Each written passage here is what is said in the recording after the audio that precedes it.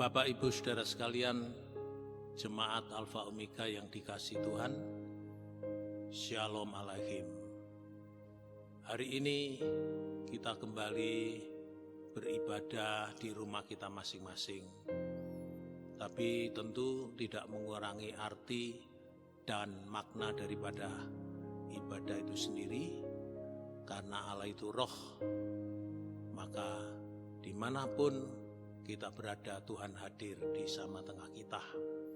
Itu sebabnya kita bersama-sama akan kembali merenungkan firman Tuhan yang kita ambil dari Injil Yohanes pasal yang ke-21.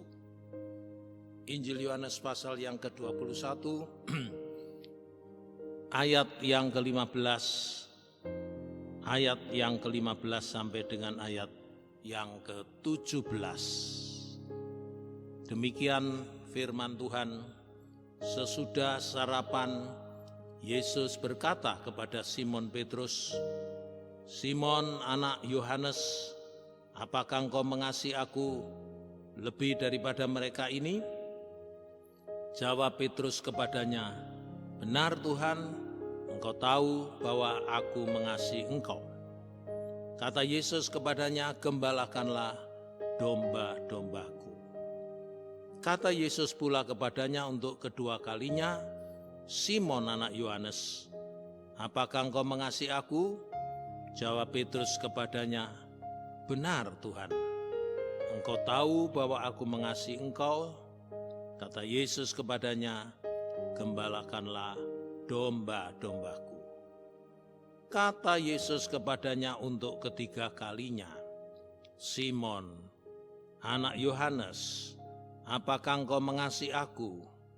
Maka sedih hati Petrus, karena Yesus berkata untuk ketiga kalinya, "Apakah engkau mengasihi aku?"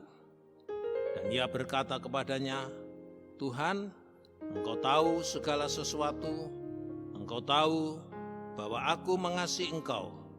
Kata Yesus kepadanya, "Gembalakanlah domba-dombaku." Bapak, Ibu, Saudara sekalian, sebelum Tuhan Yesus naik ke sorga, beliau menjumpai murid-muridnya dalam berbagai tempat dan dalam berbagai situasi. Kali ini Tuhan Yesus menjumpai murid-muridnya di tepi Danau Galilea. Saat itu murid-murid sedang mencari ikan, tetapi semalam-malaman mereka tidak mendapatkan seekor ikan pun. Dan pada saat masih gelap pagi itu, Yesus datang di tepi danau dan bertanya kepada murid-muridnya, "Anak-anakku, adakah lauk padamu?" Mereka menjawab, "Tidak ada." Lalu Tuhan Yesus memerintahkan mereka, "Labuhkan pukatmu di sebelah kanan perahu." Ketika murid-murid melabuhkan pukat di sebelah kanan perahu, maka luar biasa mujizat terjadi, karena jala itu penuh dengan ikan, yang kemudian ketika dihitung jumlahnya 153 ekor ikan besar-besar. Bapak, Ibu, Saudara sekalian, setelah mereka melihat mujizat itu, Rasul Yohanes kemudian berkata, "Itu Tuhan." Dan segera Petrus mendahului teman-temannya, terjun dan pergi ke tepi danau menemui Tuhan Yesus, saudara. Ternyata di tepi danau Tuhan Yesus sudah menyediakan makanan untuk murid-muridnya. Roti bakar dan ikan bakar. Dan kemudian Tuhan Yesus mempersilahkan murid-muridnya untuk sarapan. Jadi Tuhan tahu kebutuhan daripada murid-muridnya ini. Ya, mereka lapar, Tuhan sediakan mereka sarapan pagi itu. Dan kemudian dikatakan sesudah sarapan, Yesus berkata kepada Simon Petrus. Jadi sesudah sarapan, perutnya semua sudah kenyang, baru Tuhan Yesus berdialog dengan murid-muridnya, tapi khusus bertanya jawab dengan Simon Petrus, saudara-saudara. Yang kita tahu, beliau bertanya sampai 3 kali. Apakah engkau mengasihi aku? Saudara, banyak hamba Tuhan meyakini kenapa Yesus sampai bertanya 3 kali. Karena Simon Petrus pernah menyangkal Tuhan juga 3 kali. Walaupun kemudian Simon sadar, menangis dengan tersedih-sedih, dan meninggalkan pelataran rumah imam besar itu. Bapak Ibu Saudara sekalian, saya juga meyakini bahwa ada maksud Tuhan untuk bertanya sampai 3 kali. Karena Tuhan akan mempersiapkan Simon ini sebagai pemimpin, mengemban tugas tanggung jawab, melanjutkan pelayanan pekerjaan Tuhan, bagian daripada amanat agung, yaitu amanat penginjilan. Tetapi juga Tuhan bilang, jadikan semua muridku. Dan itu berarti juga amanat penggembalaan. Nah, kini Tuhan memanggil Petrus. Tuhan memulihkan Petrus supaya Petrus siap menjadi penerus kepemimpinan jemaat Tuhan. Itu sebabnya secara khusus, secara pribadi, Tuhan Yesus bertanya kepada Simon Petrus sampai 3 kali. Dan saya percaya ini tujuannya untuk memulihkan memori kejatuhan Petrus, penyangkalan Petrus, supaya dengan pertanyaan itu ingatan kepada penyangkalannya itu menjadi terselesaikan. Sebab pertanyaan yang ketiga kemudian memang menyebabkan Simon Petrus ini bersedih hatinya. Saya percaya ketika Petrus bersedih hatinya, dia ingat ketika dia menyangkal Tuhan. Saat itu dia juga bersedih hatinya, bahkan menangis. Dan saya percaya ini tujuan Tuhan, supaya dengan pertanyaan itu, memori yang membuat Petrus sedih karena sudah menyangkal Tuhan itu bisa diselesaikan, bisa dibereskan. Itu sebabnya saya sangat yakin ini merupakan bagian penting dari pemulihan Tuhan kepada sosok Simon Petrus. Dengan 3 kali bertanya, ya, sehingga Tuhan bisa melihat ketulusan jawaban Simon Petrus ini sampai kepada kedalaman dari hatinya, dengan pemberesan yang seutuhnya terhadap penyangkalan yang pernah terjadi. Buat Tuhan itu sudah selesai. Bapak Ibu Saudara yang kekasih, yang kedua, pokok yang menjadi pertanyaan dari Tuhan Yesus adalah tentang kasih. Apakah engkau mengasihi aku? Simon anak Yohanes, apakah engkau mengasihi aku? Tuhan Yesus bertanya tentang sejauh mana kasih daripada Simon Petrus ini. Tapi yang menarik, Tuhan Yesus tidak menyebut dan memanggil nama Petrus, tapi Simon anak Yohanes. Artinya kembali kepada keadaannya semula sebagai seorang Simon anak Yohanes. dia belum layak menggunakan nama Petrus karena dia pernah goyah, goncang imannya. Petrus itu batu karang. Itu sebabnya Tuhan memulai kembali dengan memanggil Simon anak Yohanes. Apakah engkau mengasihi aku? Pokok pertanyaan ini tentang kasih. Kenapa? Karena kasih ini sangat penting. Sebab apa artinya diberi tugas tanggung jawab kalau kemudian semua dilakukan tanpa dasar kasih? Sebagaimana di dalam 1 Korintus pasal yang ke-13. 1 Korintus pasal 13 ayat 1 sampai dengan ayat 3 di sana dikatakan, sekalipun aku dapat berkata-kata dengan semua bahasa manusia dan bahasa malaikat, tetapi jika aku tidak mempunyai kasih, aku sama dengan gong yang berkumandang dan canang yang gemerincing. Sekalipun aku mempunyai karunia untuk bernubuat, dan aku mengetahui segala rahasia, dan memiliki seluruh pengetahuan, dan sekalipun aku memiliki iman yang sempurna untuk memindahkan gunung, tapi jika aku tidak mempunyai kasih, aku sama sekali tidak berguna. Dan sekalipun aku membagi-bagikan segala sesuatu yang ada padaku, bahkan menyerahkan tubuhku untuk dibakar, tetapi jika aku tidak mempunyai kasih, sedikit pun tidak ada faedahnya bagiku.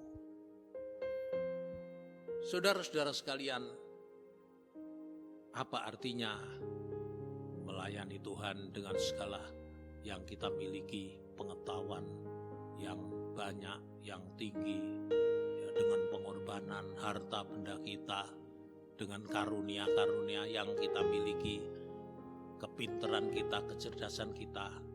Ya, apa artinya itu semua? Tentu sebenarnya semua itu penting. Tetapi apalah artinya kalau tanpa kasih? Maka semuanya akan sia-sia. Bukan tidak penting pengetahuan, bukan tidak penting keterampilan, keahlian, kepintaran, pengorbanan. Penting semua itu. Tetapi harus atas dasar kasih kepada Tuhan.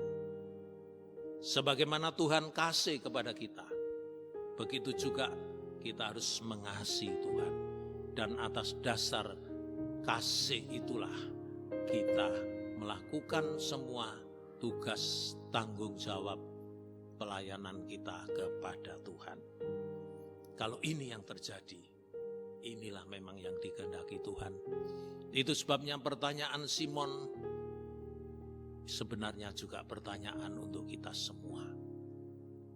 Apakah di tengah-tengah situasi kondisi seperti sekarang ini, ya, kita kehilangan pekerjaan, keuangan kita mulai menipis, ya, kita dalam kesulitan ekonomi, dan lain sebagainya, kemudian kasih kita juga ikut menipis, ikut luntur.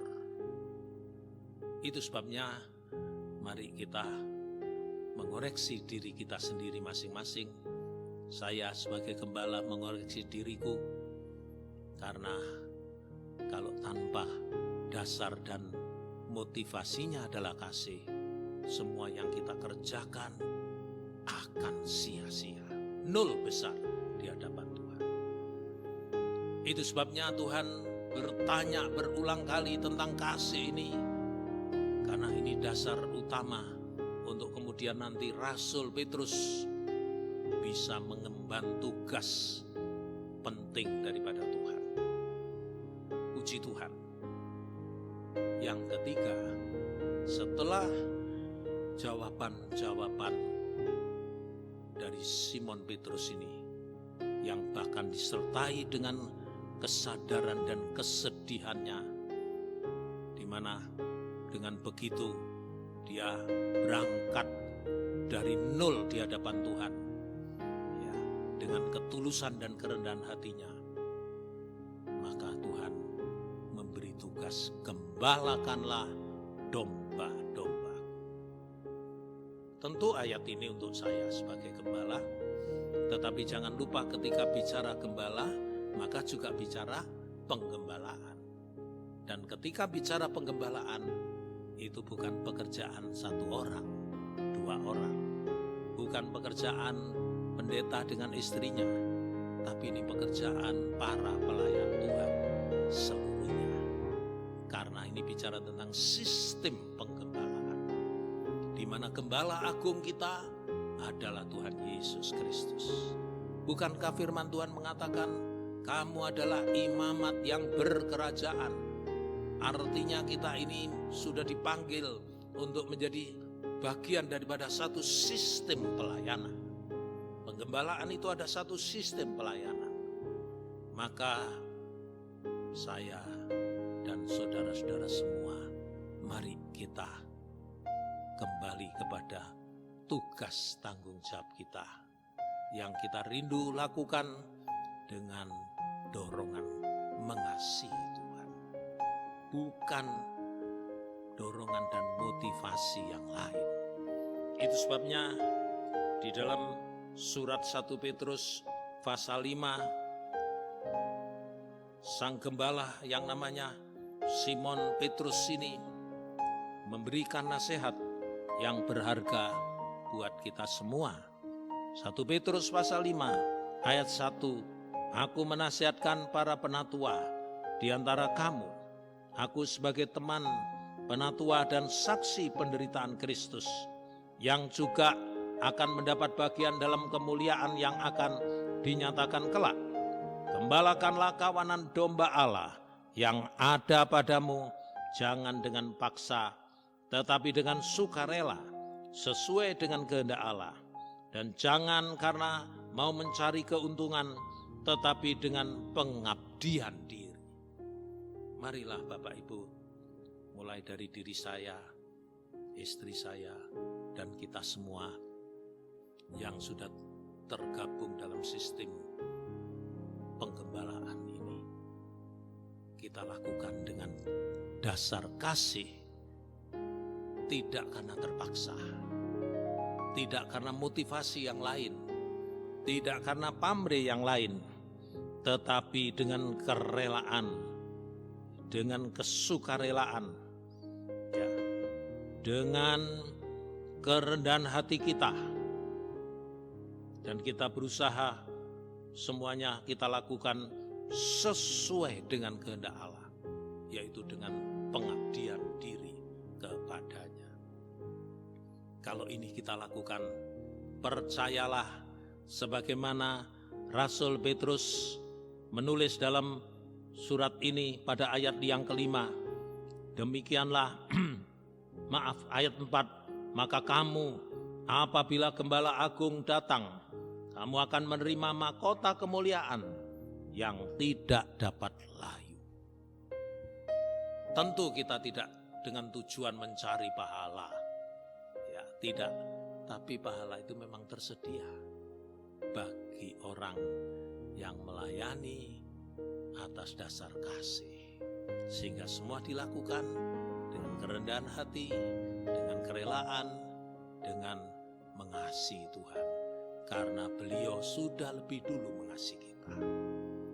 Bapak Ibu Saudara sekalian, biarlah firman Tuhan menjadi perenungan kita di tengah-tengah situasi seperti ini. Tidak melunturkan kasih kita, tidak membuat kita kehilangan semangat akan tugas tanggung jawab kita. Karena kalau semua ini nanti berlalu, kita dengan sehati dan penuh dengan semangat dan gairah dan mengasihi Tuhan akan melakukan tugas melayani untuk kemuliaan Tuhan. Mari kita berdoa, biarlah firman Tuhan menetap di dalam hati kita. Bapa kami yang di sorga, kami mengucap syukur buat firman-Mu. Biarlah firman-Mu termeterai dalam hati kami masing-masing, sehingga kami boleh menjadi kehidupan-kehidupan yang memiliki haleluya kasih dan semangat mengasihi Engkau di dalam melakukan tugas tanggung jawab sebagai pelayan-pelayan Tuhan dalam kehidupan bergereja, dalam sistem penggembalaan yang ada ini Tuhan. Terima kasih Bapa. Marilah Tuhan melawati setiap pribadi, pelayan-pelayan dan umat-Mu di rumah mereka masing-masing. Dan Tuhan memberkati mereka masing-masing oleh firman. Terima kasih Bapa. Dalam nama Tuhan Yesus Kristus kami mohon doa ini. Saudara angkat tangan, tadakan ke atas serta terimalah berkat, rahmat dan anugerah dari Allah Bapa, cinta kasih pengorbanan Kristus Sang Putra, persekutuan kekuatan, penghiburan oleh Roh Kudus beserta kita, mulai saat ini sampai Maranatha. Kristus datang sebagai Raja di atas segala raja, Gembala agung segala domba, mempelai pria dari sorga menyambut gerejanya.